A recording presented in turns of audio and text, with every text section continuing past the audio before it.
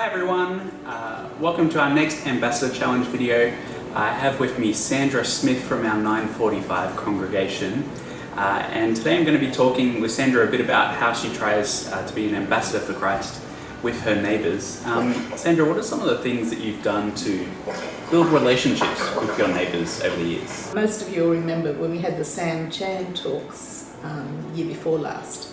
I guess he was very stimulating with some examples I just couldn't do, like having all your neighbours around on Tuesday night for dinner. It's just very hard. But thinking about it, I mean, you could do something, I know our Daughter Street have drinks on a Friday night, or if you're in units, you could have a barbecue on a Friday night or something, and make it an open invitation. Get involved in having the street party, with supporting that. Another suggestion of Sam's was to drop off a bottle of wine to all your neighbours at Christmas time. So we don't quite do that, but I do tend to make a little cake or a card and drop it off to just a few neighbours around. Another thing I have found useful is the Toys and Tucker collection. I've done that the last 3 years. It's been a really good way to chat to people about their herb garden, their dog, their baby. I now wave to people when they're street and I say, how was that renovation you were doing last year? How's that going?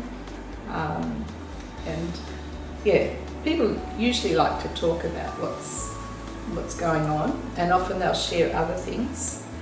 It sounds like what you're trying to do is get to know your neighbours and learn things about them, and then use that to spark a conversation next time. So they mentioned they're renovating, and now you see them a month or something down the track and you go, oh, how's the renovation going? Yeah, or they'll say, oh, that's right, you came around collecting food, and how's your caravan going? And there was 2 things that just happened last week, which were interesting. One older neighbour I was talking to and told me, she said, oh, I'm a bit upset. She has a daughter living overseas who's gone missing. And I said to her, well, I'll pray about it. I need to follow up and find out what's happened, because she just felt completely powerless and really upset about it. And then we met another neighbour walking down the street on her way to church, and he's a young guy, and he said, oh, where are you off to? So we had a whole 100 metres, and he just asked questions about church. One of the things that Sam Chan says is coffee, dinner, gospel. It's you don't have to explain the gospel in one conversation in a 100-metre walk down to church. You can just build that connection and over time look for opportunities.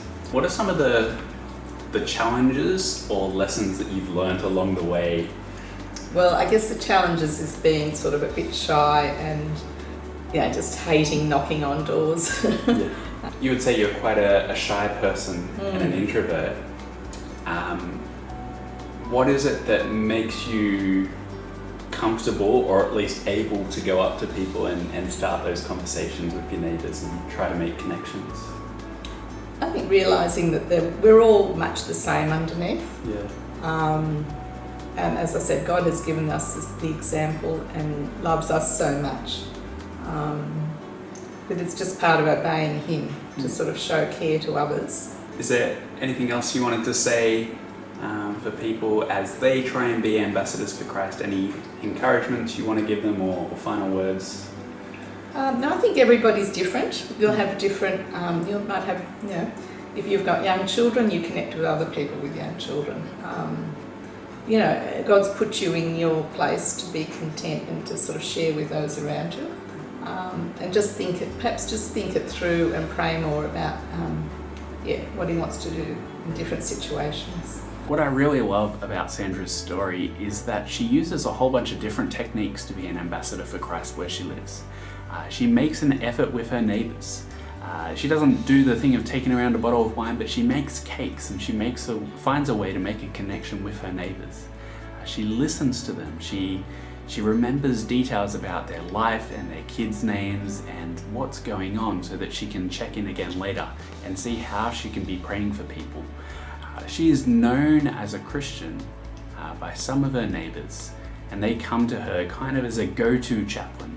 are looking for prayer and spiritual guidance, even though they themselves do not believe.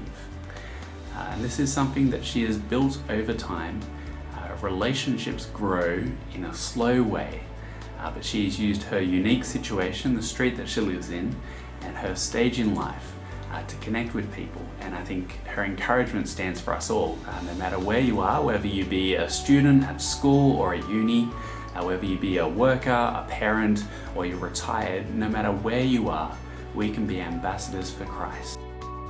2 Corinthians 5:14 says, "For the love of Christ compels us, that one died for all, so that all who live might not live for themselves, but for him who died for them."